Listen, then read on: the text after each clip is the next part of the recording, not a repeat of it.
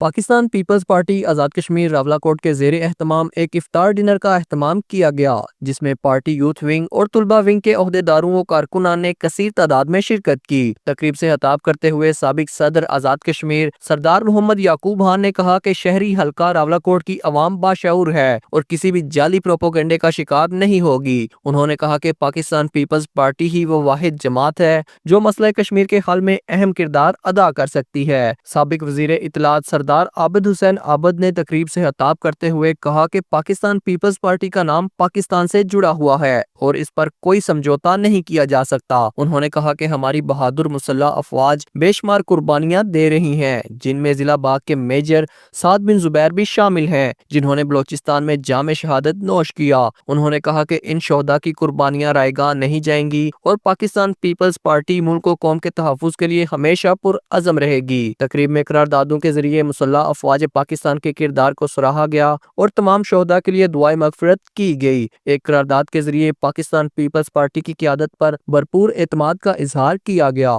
Muhammad Khurshid Baig, JK news, Rawalakot.